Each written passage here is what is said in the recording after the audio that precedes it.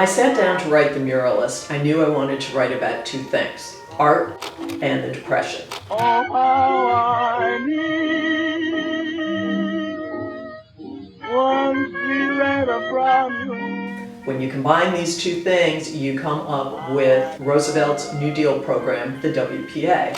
And he didn't just hire carpenters and plumbers, he also hired artists. These artists created fabulous, fabulous murals that are all over the country. You can still find them in post offices and federal buildings. They also created paintings and sculpture and all kinds of wonderful art. As it turned out, in New York City, there were some very famous people that came out of this program, including Jackson Pollock, Lee Krasner, Willem de Kooning, and Mark Rothko. And at that time, they were all young, unknown, dirt poor. This is the late 30s.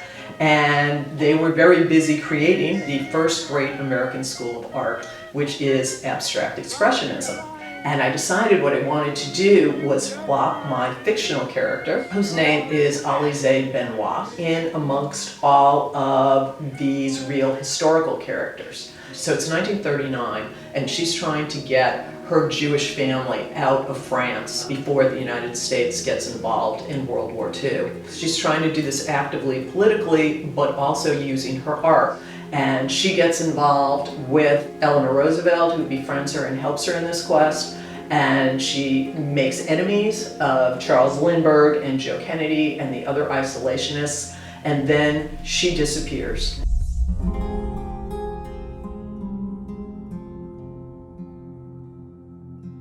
When the war did finally erupt, all of these programs were canceled immediately. And the WPA had paintings and sculptures and nothing to do with them. So they took them, put them in boxes, and left them on the street as trash.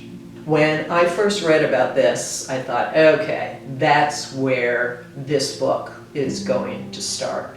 The story toggles back and forth between Alizée in the past and Danielle in the present, who is her great niece and is working at Christie's at a low-level position, and a box lands on her desk, and it turns out to be a box that had been left on the street by the WPA. She starts looking at the paintings and discovers pieces of a painting that might be a mural hidden behind three works of art, one by Jackson Pollock, one by Mark Rothko, and one by Lee Krasner.